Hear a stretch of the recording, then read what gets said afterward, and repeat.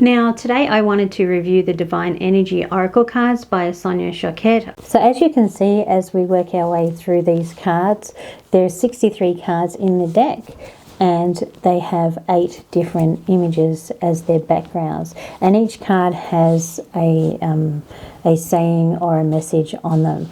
Now when I first got these cards, I have to admit that I was very disappointed. Now I do have a couple of Sonia Choquette's decks and I absolutely love them, but when I got this one, being a really visually inspired person, I was really taken back with the fact that it was just words and 8 basic images, and I really struggled to be able to connect to these cards.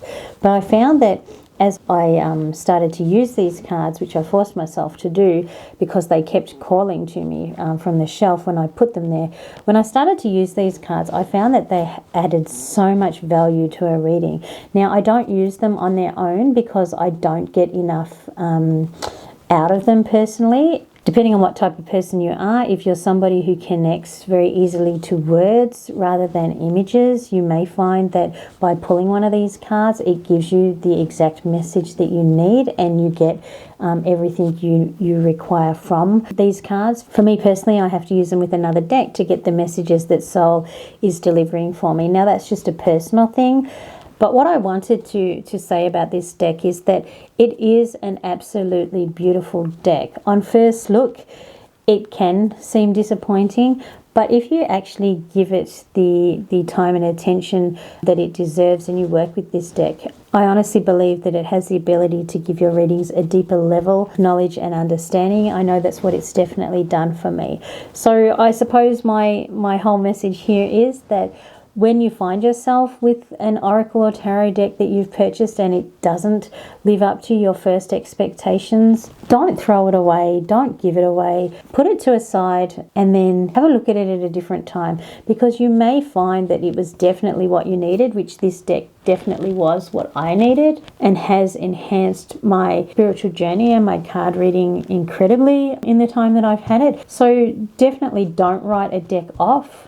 Put it to one side and have a think about how you may be able to use the cards and intuit the messages that they wish to give you. And if that means, like me, that you use them along with another deck, or if it's the fact that you only use them for a daily pull, or you use them for journaling, that's absolutely fantastic. So the Divine Energy Oracle by Sonia Choquette, if you are a visual person, it may be one that you write off in the beginning and say, I don't need this, it's not for me.